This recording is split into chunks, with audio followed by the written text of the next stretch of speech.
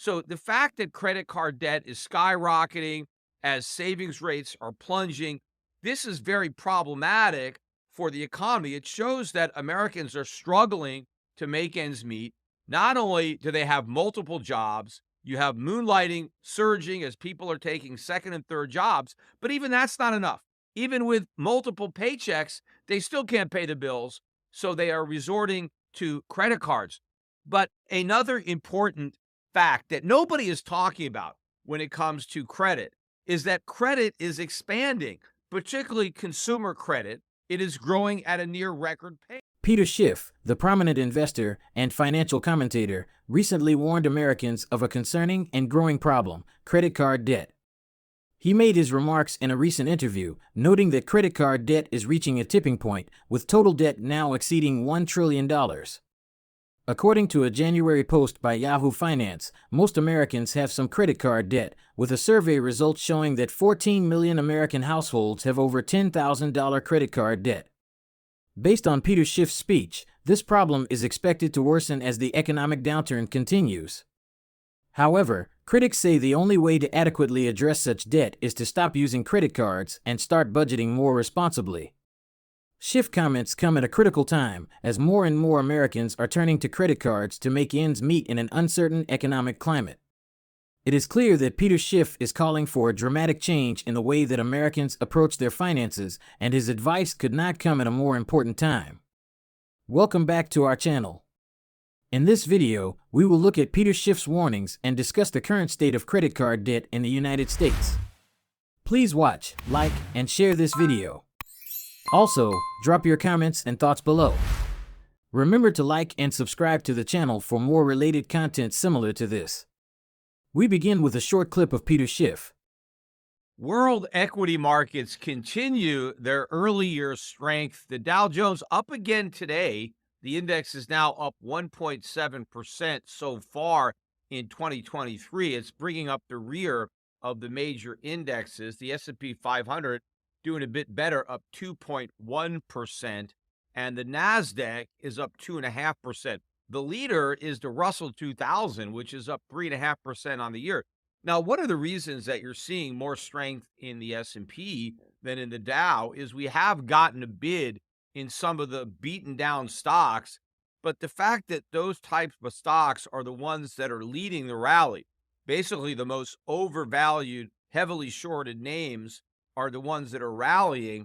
To me, that indicates the unsustainable nature of the current rally when all you have is short covering and maybe some speculators trying to get in for a quick buck and ride these stocks up. For example, the Cathie Wood ARK Innovation ETF is up 7.6% so far this year. That likely means that when the momentum runs out and then in fact turns, that these stocks are going to come crashing down for new lows and likely take the major indexes down with them. But a continuation of the trend from last year, foreign markets are outperforming. Foreign stock markets are doing better than the S&P 500. And in fact, the best performing stocks of all are the gold stocks. That continues. The GDX, as I'm recording this podcast after the market closed on Tuesday, is up 11% on the year. The GDXJ, which is the junior miners, is up a little bit more, up 11.3%. Gold itself is up 3% so far in 2023. It closed Tuesday at about 1788. That's a 3% gain on the year. That's better than the S&P 500 or the NASDAQ. It's only lagging the Russell 2000. But if gold and gold stocks are the top performers, that doesn't indicate that you have a healthy market. And in fact, maybe we're going to get a reality check on Thursday when we get the release of the December CPI. That will be the last read on domestic inflation for 2022. Peter Schiff discusses the performance of various stock market indexes in early 2023, specifically the Dow Jones, S&P 500, NASDAQ, and Russell 2000.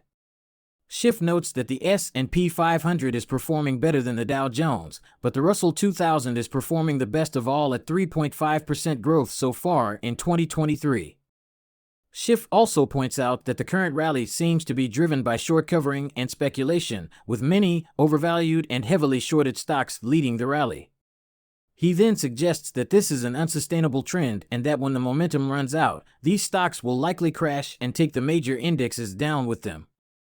Schiff also notes that foreign markets are performing better than the S&P 500, and the best performing stocks overall are gold stocks. As a result, he suggests that the fact that gold stocks are the top performers is not a sign of a healthy market and that a reality check may come with the release of December 22nd Consumer Price Index (CPI) data, which would be out soonest.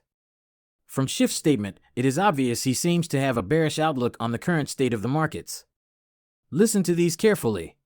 And there is some continued optimism that we're not going to get much in the way of inflation. The expectation is for an unchanged reading during the month for the headline number, and the core ex food and energy is supposed to rise by 0.3. The year-over-year rise in the CPI is supposed to come down from 7.1 in November to 6.6 in December, and ex food and energy is supposed to drop from 6.0 in November to 5.7. Now, if we don't get that type of reduction in the official inflation numbers, that could send the market into a tailspin because everybody is hanging their hat on the fact that inflation is going to come down in 2023. And because inflation is going to come down, the Fed is not going to have to be as aggressive as many people suspect. The Fed will be able to ease up on the rate hikes. And in fact, if enough progress is made on inflation, many people expect the Fed to reverse course and begin cutting interest rates before the end of the year. Now, I agree with that camp. I think there is a good chance that the Fed will cut rates. In fact, there's probably an even better chance that they will go back to quantitative easing, whether they cut rates or not. But I do expect the Federal Reserve to ease policy in 2023, but not because of a victory in the war against inflation. No, they're going to surrender. Inflation is going to win that war. The Fed's going to run to fight another battle. At least it's going to try to fight because it's going to lose that battle too. And that battle is going to be recession, maybe financial crisis, maybe a battle to try to prop up the U.S. government, whose insolvency is becoming a bigger problem with rising interest rates. In fact, I looked up on the national debt clock, and as of right now, the national debt is about to hit 31.5 trillion. In fact, by the time a lot of people listen to this podcast, it will be over 31.5 trillion. And that number is getting bigger and bigger, but the cost of financing that debt is getting bigger and bigger because of the rate hikes. Not only the rate hikes that we've already had, but the rate hikes that are going to come. And because servicing this debt is going to become so problematic in 2023, that's another reason that the Federal Reserve is going to back off of its rate hikes and, in fact, may have to go back to quantitative easing because they will need to buy treasuries that private buyers don't want at interest rates that the U.S. government can't afford. In this short video clip, Schiff discusses the expectation for inflation in the economy in the near future and the potential impact on the market and Federal Reserve policy. He mentions that there is optimism that there will not be much inflation and that the expectation is for the headline number to remain unchanged during the month. Schiff expresses the view that inflation is likely to remain stable, but if it doesn't decrease as expected, it could cause the market to drop. He also believes that the Federal Reserve will likely ease policy in 2023, but not because of a victory in the war against inflation, but rather to fight another battle, potentially a recession or financial crisis, or to prop up the U.S. government's insolvency. Schiff also mentions that the national debt is getting bigger and bigger, and the cost of financing that debt is getting bigger and bigger because of the rate hikes, which is problematic for the U.S. government. Listen to these carefully. But while I'm on the topic of credit and debt, we got the consumer credit numbers for the month of November that were released yesterday. And we had another huge increase in credit card debt in particular. Total credit card debt is now $925 billion, or at least it was at the end of November. And that's just $2 billion below the all-time record high which was set in the fourth quarter of 2019 at 927 billion. But back then, the Fed still had interest rates at zero. So credit card rates were also a lot lower.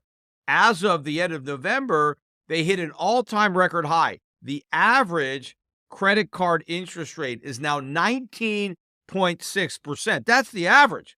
So obviously some people are paying higher than 20%. So we have near record debt, but we have record high interest rates. And of course, I'm sure that we have record debt by now because it doesn't count the debt from December. And that was when a lot of consumers had to buy Christmas presents or take vacations. And I'm sure the cost of a lot of that travel and those gifts were put on a credit card. So I'm sure we're at all-time record highs. In fact, sometime in 2023, I expect credit card debt to surpass $1 trillion. But what's also a big deal about this increase, and the year-over-year increase is 15%. That is the biggest year-over-year gain in credit card debt in 20 years. And in fact, if you look at total consumer credit, it's up 16.9%. And I think this is understating it because a lot of consumers have been taking advantage of buy now and pay later. And I don't even know if that counts as credit. I know that those buy now, pay later companies are not reporting to credit agencies the amount of money that their customers have committed to pay later.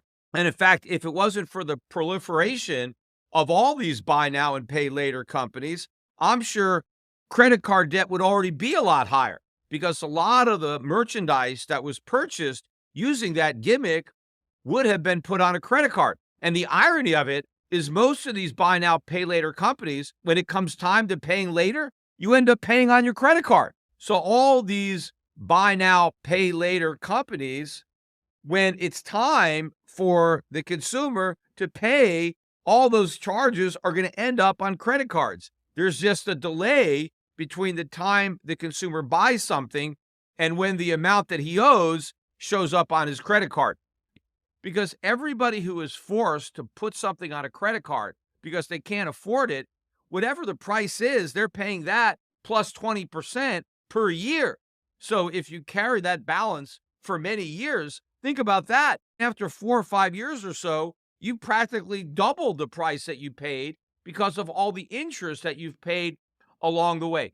Schiff talks about the November 2022 consumer credit numbers showing another huge increase in credit card debt, reaching $925 billion, just below the all-time record high set in 2019. Credit card interest rates also hit an all-time high of 19.6%. The year-over-year gain in credit card debt is the largest in 20 years, and total consumer credit is up 16.9%. Schiff suggests that the true credit card debt may be higher due to the rise of buy now and pay later options and predicts credit card debt will surpass $1 trillion in 2023. Peter Schiff's statements regarding U.S. credit card debt potentially reaching $1 trillion in 2023 have been validated by a January post from The Ascent, which predicts that, based on normal quarterly trends, this milestone is likely to occur in the latter half of the year. With rising interest rates and wages not rising, this debt crisis could cause many to start feeling the pinch. Furthermore, it is not just a problem for those in poor financial circumstances, as even those with a good credit score and a steady income are at risk of going into debt. This is why Schiff is warning Americans to take measures now to reduce their debt and build up their savings. That's all for today. Feel free to throw any questions our way in the comment section below. Also, kindly share this video with your family and friends, and remember to hit the like button and subscribe to our channel for more updates. Thanks for watching. Anticipate our next video update.